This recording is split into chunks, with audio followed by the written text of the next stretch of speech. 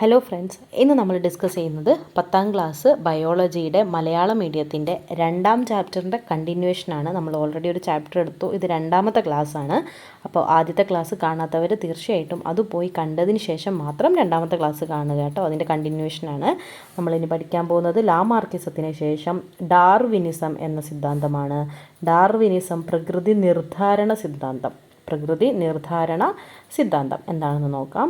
ആധുനിക പരിണാമശാസ്ത്ര വീക്ഷണങ്ങൾക്ക് അടിത്തറയിട്ടത് English പ്രകൃതിശാസ്ത്രജ്ഞനായ Charles Darwin അവതരിപ്പിച്ച പ്രകൃതി നിർദ്ധാരണ സിദ്ധാന്തം അഥവാ ഡാർവിനിസം ആണ്. അപ്പോൾ ഇവിടെ നമുക്ക് ചാൾസ് ഡാർവിൻ, ഇതാണ് ചാൾസ് ഡാർവിൻ്റെ പിക്ചറൊക്കെ കാണുക, മനസ്സിലായല്ലോ. ഇതൊക്കെ നമ്മളെപ്പോഴും അറിഞ്ഞിരിക്കേണ്ട, എക്സാം ഓറിയൻറ്റഡ് ആയിട്ടൊന്നും അല്ലെങ്കിൽ പോലും നമ്മൾ നമ്മൾ അറിഞ്ഞിരിക്കേണ്ട ആളുകളാണ്.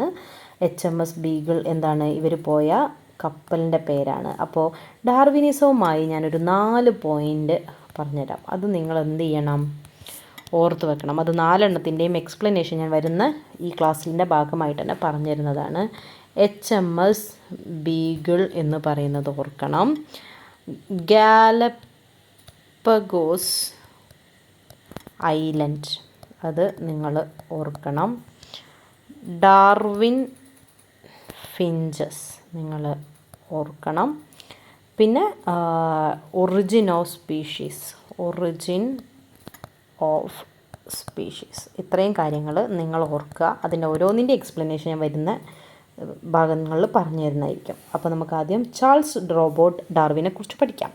1809 ഫെബ്രുവരി 12 ഇംഗ്ലണ്ടിലെ ഷ്രൂസ്ബറിയിൽ നല്ല വിദ്യാഭ്യാസ പശ്ചാത്തലമുള്ള കുടുംബത്തിലാണ് ചാൾസ് ഡാർവിൻ ജനിച്ചത്. മനസ്സിലായല്ലോ. ശരാശരി വിദ്യാർത്ഥിയായാണ് ഡാർവിൻ സ്കൂൾ വിദ്യാഭ്യാസം പൂർത്തിയാക്കിയത്. എന്നാൽ പ്രകൃതി പഠനത്തിൽ അതീവ താല്പര്യം അദ്ദേഹം കാണിച്ചു. 1831 തൻ്റെ 22ാം വയസ്സിൽ HMS ബീഗിൾ എന്ന കപ്പലിൽ ഭൂപട നിർമ്മാണത്തിനായി 5 വർഷത്തെ യാത്ര അദ്ദേഹം ആരംഭിച്ചു. ഞാൻ ആദ്യം പറഞ്ഞ HMS ബീഗിൾ എന്ന കപ്പൽ. അപ്പോൾ ഞാൻ ആദ്യം പറഞ്ഞ 4 പോയിൻറ്റ്സിൻ്റെ ഒരു പോയിൻറ്റിനുള്ള ആൻസർ ആയല്ലോ.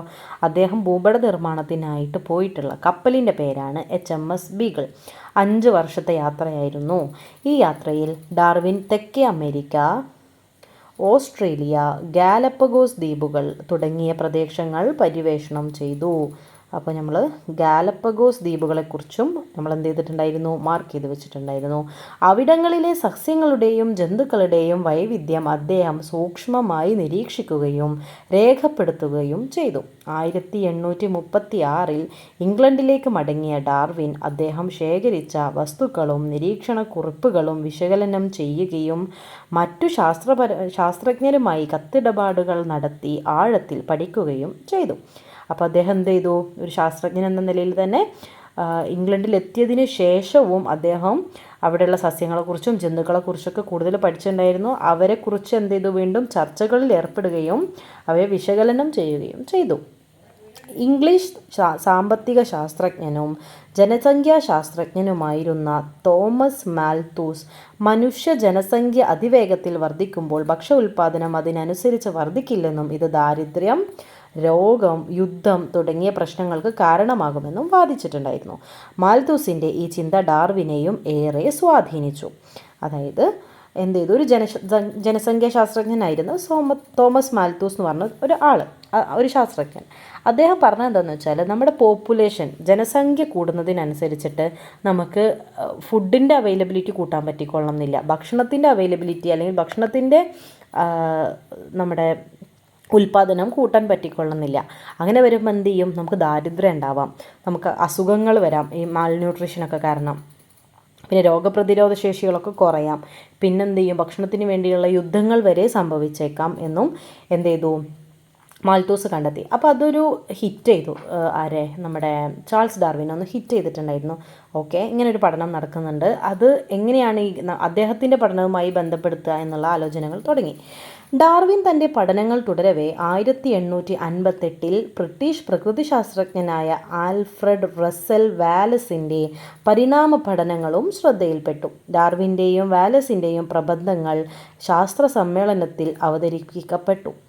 അപ്പോൾ അദ്ദേഹത്തിൻ്റെ ആൽഫ്രഡ് റസ്സൽ വാലസിൻ്റെയും പരിണാമ പഠനങ്ങൾ ഇവിടെ നടക്കുന്നുണ്ടായിരുന്നു കണ്ടംപററി ആയിട്ട് തന്നെ. അപ്പോൾ അതും ചാൾസ് ഡാർവിൻ ശ്രദ്ധിക്കേണ്ടായി. ഡാർവിൻ്റെയും വാലസിൻ്റെയും കൂടെ പ്രബന്ധങ്ങൾ എന്ത് ചെയ്തു, ഒരുമിച്ച് ഒരു ശാസ്ത്ര സമ്മേളനത്തിൽ അവതരിപ്പിച്ചു. അങ്ങനെ 1859 on the origin of species എന്ന പുസ്തകത്തിലൂടെ ഡാർവിൻ തൻ്റെ ആശയങ്ങൾ വിപുലീകരിച്ച് അവതരിപ്പിച്ചു. ഓൺ ദി ഒറിജിൻ ഓഫ് സ്പീഷീസും എന്ത് ചെയ്തിട്ടുണ്ടായിരുന്നു, ഞാൻ നേരത്തെ 4 പോയിൻറ്റ്സിൽ പറഞ്ഞിട്ടുണ്ടായിരുന്നു. HMS Beagle, Galapagos island, on the origin of species. തുടക്കത്തിൽ അദ്ദേഹത്തിൻ്റെ നിരീക്ഷണങ്ങളെ അന്നത്തെ സമൂഹം എതിർത്തെങ്കിലും സ്വാഭാവികം, കൂടുതൽ തെളിവുകൾ പുറത്തു വന്നതോടെ ഡാർവിൻ്റെ പരിണാമ സിദ്ധാന്തത്തിന് വ്യാപകമായ സ്വീകാര്യത ലഭിച്ചു. അപ്പം ഇനി ഞാൻ പറഞ്ഞതിൽ ഒരു പോയിൻറ്റും കൂടെയാണ് നമുക്ക് എന്തായിട്ടുള്ളത്, ബാക്കിയായിട്ടുള്ളത് ഡാർവിൻ ഫിഞ്ചസ് എന്ന് പറയുന്നത്. അത് നമുക്ക് ഈ പാഠത്തിൻ്റെ ഭാഗമായിട്ട് തന്നെ വരുന്നുണ്ട്. അപ്പോൾ നോക്കാം. ബാക്കി 3 കാര്യങ്ങളും ഞാൻ ഓൾറെഡി പറഞ്ഞു കഴിഞ്ഞിട്ടുണ്ട്. HMS Beagle, Galapagos Islands, Darwin finches അല്ല, on the origin of species എന്നുള്ള കാര്യവും പറഞ്ഞു. ഡാർവിൻ്റെ പരിണാമ സിദ്ധാന്തം ലോകത്തെ ഏറെ സ്വാധീനിച്ച ശാസ്ത്രാശയങ്ങളിലൊന്നാണ്. ജീവശാസ്ത്രത്തിനപ്പുറം വൈദ്യശാസ്ത്രം, കൃഷി, പരിസ്ഥിതി ശാസ്ത്രം തുടങ്ങിയ മേഖലകളിലെല്ലാം ഈ സിദ്ധാന്തത്തിന് പ്രായോഗ സാധ്യതകളും ഉണ്ടെന്ന് നമുക്ക് എന്തായാം കണ്ടെത്താൻ പറ്റിയിട്ടുണ്ട്. പരിണാമാശയം ആവിഷ്കരിക്കുന്നതിന് ചാൾസ് ഡാർവിനെ സ്വാധീനിച്ച ഗാലപ്പഗോസ് ദ്വീപുകളിലെ കുരുവികളുടെ കൊക്കിൻ്റെ വൈവിധ്യമാണ് ഇവിടെ നമ്മൾ ചിത്രീകരണം 2.2 2.2 വിശകലനം ചെയ്യുന്നത്. അതിനെയാണ് നമ്മൾ ഡാർവിൻ ഫിഞ്ചസ് എന്ന് ഇംഗ്ലീഷിൽ പറയും. ഡാർവിൻ ഫിഞ്ചസ് എന്ന് ഇംഗ്ലീഷ് പറയും. നിങ്ങളത് പഠിക്കേണ്ട. നിങ്ങൾ എന്ത് ചെയ്താൽ മതി, വിത്തുതീനി കുരുവികൾ അങ്ങനെ പഠിച്ചാൽ മതി. വിത്തുതീനി കുരുവികൾ ഓഫ് ഗാലപ്പഗോസ് ദ്വീപ്, അതാണ് നിങ്ങൾ പഠിക്കേണ്ട കാര്യം. അപ്പോൾ വിത്തുതീനി കുരുവി ഉണ്ട്, പൂർവിക കുരുവി ഉണ്ട്, കള്ളിമുൾച്ചെടി ഭക്ഷണമാക്കുന്നവുണ്ട്, പ്രാണികളെ ഭക്ഷണമാക്കുന്നത്. അപ്പോൾ വിത്തുതീനി കുരുവികൾ, കള്ളിമുൾച്ചെടി ഭക്ഷണമാക്കുന്നവ, പൂർവിക കുരുവികൾ, പ്രാണികളെ ഭക്ഷണമാക്കുന്നവ, ഇത്രയും കുരുവികളുണ്ട്. അപ്പോൾ ഡാർവിൻ്റെ കുരുവികൾ എന്ന് നിങ്ങളാണ് പഠിച്ചാൽ മതി. ഡാർവിൻ കുരുവികൾ, ഫിഞ്ചസിനെ നമുക്ക് കുരുവികൾ എന്ന് വിളിക്കാം. ഡാർവിൻ കുരുവികളെ കുറിച്ചാണ് ചാൾസ് ഡാർവിൻ ഗാലപ്പഗോസ് പോയിട്ട് പഠിച്ചിട്ട് അതിൻ്റെ പഠനമാണ് on the origin of species എന്നുള്ള ബുക്കിൽ പ്രസിദ്ധീകരിച്ചത്. ഗാലപ്പഗോസ് ദ്വീപ സമൂഹത്തിൽ 14ഓളം വ്യത്യസ്ത സ്പീഷീസുകളിൽപ്പെട്ട കുരുവികളുണ്ട്. നിലത്ത് വസിച്ച് വിത്ത് കഴിക്കുന്നവ, കള്ളിമുൾച്ചെടിയിൽ വസിച്ച് വിത്ത് ഭക്ഷിക്കുന്നവ, മരത്തിൽ വസിച്ച് പ്രാണികളെ ഭക്ഷിക്കുന്നവ തുടങ്ങിയ അവയിൽ ചിലതാണ്.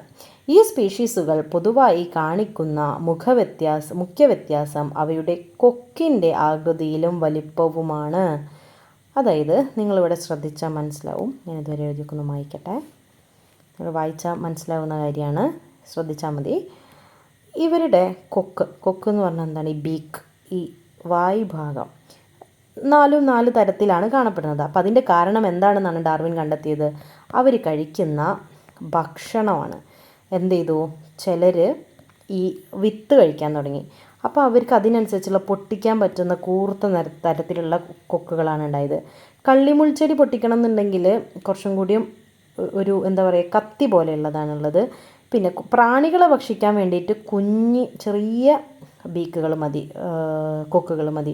ഇടത്തരം വലിപ്പമുള്ള വിത്തുകൾ കഴിക്കുന്ന കുരുവികളുടെ കൊക്കുകൾ വലിയ വിത്ത് കഴിക്കുന്ന കുരുവികളിൽ നിന്നും പ്രാണികളെ തിന്നുന്ന കുരുവികളിൽ നിന്നും വ്യത്യസ്തമാണ്. കൊക്കുകൾ അവയുടെ ഭക്ഷണ സമ്പാദനത്തിനുള്ള പ്രധാന ഉപാധിയാണ്. പരിസ്ഥിതിയിലെ ഭക്ഷ്യസ്രോതസ്സുകളുടെ ലഭ്യതക്കനുസരിച്ച് അനുയോജ്യമായ ആകൃതിയോ വലിപ്പമോ ഉള്ള കൊക്കുള്ള കുരുവികൾ അതിജീവിക്കുകയും കൂടുതൽ തലമുറകളെ ഉൽപ്പാദിപ്പിക്കുകയും ചെയ്യും. അപ്പോൾ നേരത്തെ നമ്മൾ എന്ത് പറഞ്ഞിട്ടുണ്ടായിരുന്നു, ഡാർവിൻ ഇഷ്ടപ്പെട്ട ഒരു പഠനമായിരുന്നു തോമസ് മാൽത്തൂസിൻ്റെ ഭക്ഷണം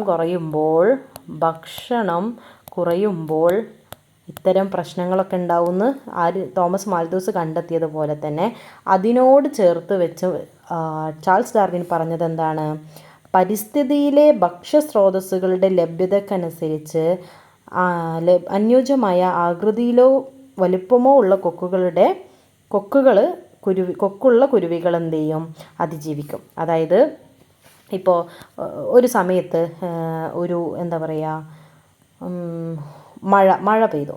മഴ പെയ്ത സമയത്ത് എന്ത് ചെയ്യാം, ഈ കള്ളിമുൾ ചെടിയെല്ലാം ചീഞ്ഞുപോയി.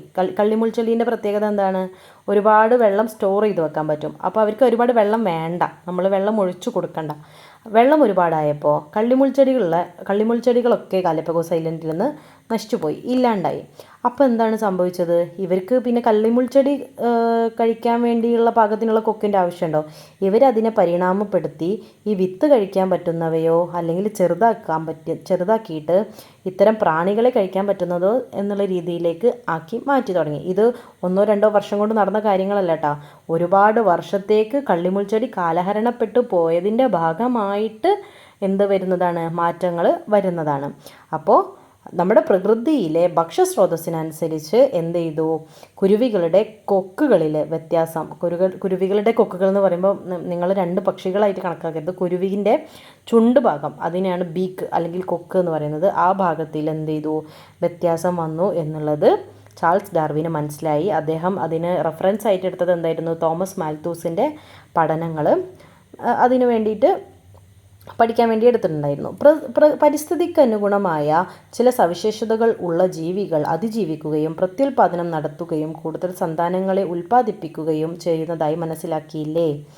ഇവ പിൽക്കാലത്ത് പുതിയ ജീവവർഗങ്ങളായി മാറുന്നത് എങ്ങനെയാണെന്ന് ഡാർവിൻ വിശദീകരിക്കുന്നത് വിശകലനം ചെയ്ത നിഗമനങ്ങൾ രേഖപ്പെടുത്തൂ. അതായത് അപ്പോൾ അത്തരത്തിൽ മാറാൻ കഴിവുള്ളവൻ എന്ത് ചെയ്യും? പ്രത്യുൽപാദനം നടത്തി ഒരുപാട് കുഞ്ഞുങ്ങളെ ഉണ്ടാക്കി അവരുടെ തലമുറ നിലനിൽക്കും. ആ നിലനിന്ന തലമുറ പുതിയ ജീവി വർഗമായിട്ട് തന്നെ എന്തായി മാറും? ജീവിച്ച് മാറും. അതിൻ്റെ കാരണങ്ങൾ എന്തൊക്കെയാണ്? അമിതോൽപാദനം. പരിസ്ഥിതിക്ക് നിലനിർത്താൻ കഴിയുന്നതിനേക്കാൾ കൂടുതൽ സന്താനങ്ങളെ ജീവികൾ ഉൽപ്പാദിപ്പിക്കുന്നത് വഴി എന്ത് ചെയ്യും? അവർ പുതിയ ജീവിവർഗങ്ങളായിട്ട് മാറിയിട്ട് എന്ത് ചെയ്യും? ഇവിടെ നിലനിന്ന് പോകും എന്നാണ് പറയുന്നത്. വ്യതിയാനങ്ങൾ, വലിപ്പം, രോഗപ്രതിരോധം, വിത്തുൽപാദനം പോലുള്ള മിക്ക സവിശേഷതകളിലും ജീവികൾ പരസ്പരം വ്യത്യാസങ്ങൾ കാണിക്കാം. ഈ വ്യത്യാസങ്ങൾ ജീവികൾക്ക് ഗുണകരമോ ദോഷകരമോ ആയിരിക്കാം. അപ്പോൾ ഗുണകരമായിട്ടുള്ളവരെന്ത് ചെയ്യും? ഗുണകരമായിട്ടുള്ളവർ പ്രത്യുൽപാദനം നടത്തി എന്ത് ചെയ്യും? പുതിയ തലമുറകൾ ഉണ്ടാക്കും. അവരിവിടെ ജീവിച്ചു പോവും. ദോഷകരമായിട്ടുള്ളവരെന്ത് ചെയ്യും? അവർ ചെറിയ മാറ്റങ്ങൾ വരുത്തി പുതിയ ജീവിവർഗങ്ങളായി മാറും. അപ്പോൾ അതിൻ്റെ എക്സാമ്പിൾ എന്താണ്? ഇവിടെ കള്ളിമുൾ ചെടി ഇല്ലാണ്ടായപ്പോൾ എന്ത് ചെയ്തു? ഇതിലേക്ക് രൂപമാറ്റം വരുത്തി. എന്നാൽ പൂർണ്ണമായും ഇങ്ങനെ ആയി മാറാൻ പറ്റുമോ? അപ്പോൾ ഇതിൻ്റെയും ഒരു മിഡ് വേർഷനായിട്ട് എന്ത് ചെയ്യും? അവരൊരു പുതിയ കുരുവിയായിട്ട് എന്തായി മാറും? ഗാലപ്പഗോസിൽ മാറും. ഇനി 3-മത്തെ കാര്യം, നിലനിൽപ്പിന് വേണ്ടിയുള്ള സമരങ്ങൾ നടക്കും. ഭക്ഷണം, സ്ഥലം, ഇണകൾ തുടങ്ങിയ പരിമിതമായ വിഭവങ്ങൾ ജീവികൾ തമ്മിലുള്ള മത്സരത്തിലേക്ക് നയിക്കും. അർഹതയുള്ളവരുടെ അതിജീവിക്കലാണ്. അനുകൂല വ്യതിയാനങ്ങളുള്ള ജീവികൾ നിലനിൽപ്പിനായുള്ള മത്സരത്തെ അതിജീവിക്കും. അതായത് കയ്യൂക്കുള്ളവൻ എന്ത് ചെയ്യും? കയ്യൂക്കുള്ളവൻ ആരാവും? കാര്യക്കാരനായി മാറും. അവർക്ക് എന്ത് ചെയ്യും? ഇവിടെ ജീവിച്ചു പോകാൻ പറ്റും. അയ്യോ, എൻ്റെ കള്ളിമുൾച്ചെടിയൊക്കെ പോയി, ഇനി ഞാൻ ജീവിക്കുന്നില്ലേ പറഞ്ഞിട്ട് ഈ കുരുവി ഇരുന്നിരുന്നെങ്കിൽ കള്ളിമുൾച്ചെടി ഭക്ഷണമാക്കുന്ന കുരുവികൾ പാടെ നശിച്ചു പോയേനെ. പകരം അവരെന്ത് ചെയ്തു? ഓക്കെ, നമുക്ക് ഇനി ഇവിടെ കള്ളിമുൾച്ചെടി ഇല്ല എന്നുള്ളതൊരു റിയാലിറ്റിയാണ്. അപ്പോൾ എന്ത് ചെയ്യണം? നമുക്ക് ചെറിയ മാറ്റങ്ങളൊക്കെ വരുത്തിയിട്ട് ഇവിടെ ഉള്ളതൊക്കെ ഭക്ഷിച്ച് എന്ത് ചെയ്യാം? തട്ടിമുട്ടി ജീവിച്ചു പോകാം എന്ന് അവരോട് വിചാരിക്കുന്നിടത്താണ് അവരുടെ അതിജീവനം വരുന്നത്. അവരെന്ത് ചെയ്യും? കൂടുതൽ ഫലപ്രദമായി പ്രത്യുൽപാദനം നടത്തുകയും പുതിയ തലമുറകളെ ഉൽപ്പാദിപ്പിക്കുകയും ചെയ്തു. പ്രകൃതി നിർദ്ധാരണം എന്ന് പറഞ്ഞാൽ അനുകൂല വ്യതിയാനങ്ങൾ വരും തലമുറകളിലേക്ക് കൈമാറപ്പെടുന്നു. കൂടുതൽ വ്യതിയാനങ്ങൾ തലമുറകളായി കുമിഞ്ഞുകൂടി പരസ്പരം പ്രത്യുൽപാദന സാധ്യതയില്ലാത്ത ജീവികൾ ഉണ്ടാകുന്നു. അവ പുതിയ ജീവി വർഗമായി മാറുന്നു. ഇപ്പോൾ ഞാൻ നേരത്തെ പറഞ്ഞല്ലോ, ഇവിടെ കള്ളിമുൾച്ചെടി ഇല്ലാണ്ടായപ്പോൾ കള്ളിമുൾച്ചെടി തിന്നുന്ന കുരുവികൾ എന്ത് ചെയ്തു? ചെറിയ മാറ്റങ്ങളൊക്കെ വരുത്തി എന്ത് ചെയ്തു? കുറച്ചും കൂടി വ്യത്യാസമായിട്ടുള്ള കൊക്ക്. എന്നാൽ ഇവിടെ എത്തുകയില്ല, ഇവിടെ നിന്ന് പോവുകയും ചെയ്തിട്ടുള്ള ഒരു നടുഭാഗങ്ങളിൽ ഉള്ള സ്വഭാവം കാണിച്ചു തുടങ്ങും. ഇവരും അതായത് ഈ നടുവിലെത്തിയവരും പഴയ കള്ളിമുൾച്ചെടീൻ്റെ ആളുകളും കൂടി ക്രോസ് ചെയ്തിട്ടും അവർക്ക് ഇടത്തരം കുട്ടികളുണ്ടാവും. ഇവിടെയും അതുപോലെ തന്നെ പുതിയ ചുണ്ട് വന്നവരും പഴയ വിത്ത് തീനികളായിട്ടുള്ള കുരുവികളും തമ്മിലും ക്രോസ് ചെയ്തിട്ടും അതും എന്ത് ചെയ്യും? കുട്ടികളെ ഉണ്ടാക്കും. അപ്പോൾ 2 വ്യത്യസ്ത തരം ജീവവർഗങ്ങളും അവിടെ ഉണ്ടായി. ജീവവർഗം പുതിയ സ്പീഷീസായിട്ട് അവരെന്ത് ചെയ്തു? മാറി. അപ്പം അത്രയും കാര്യങ്ങളാണ് നമുക്ക് ഈ പാഠത്തിൽ പഠിക്കാനുള്ളത്. ബാക്കി ഭാഗം നമുക്ക് അടുത്ത ക്ലാസ്സിലെടുക്കാം. ഇത്രയും ഭാഗം മനസ്സിലായി എന്ന് വിചാരിക്കുന്നു.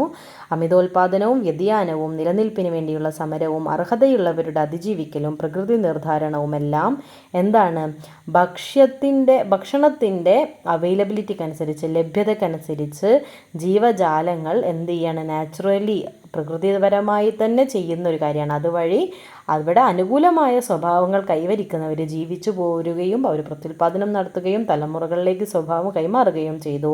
അല്ലാത്തവർ ചില വ്യത്യാസങ്ങൾ വരുത്തി പ്രത്യുൽപാദനം നടത്തി എന്ത് ചെയ്യും, പുതിയ ജീവിവർഗ്ഗങ്ങളായിട്ട് മാറുകയും ചെയ്തു. അപ്പോൾ ബാക്കി കാര്യങ്ങൾ നമുക്ക് അടുത്ത ക്ലാസ്സിൽ നോക്കാം. താങ്ക്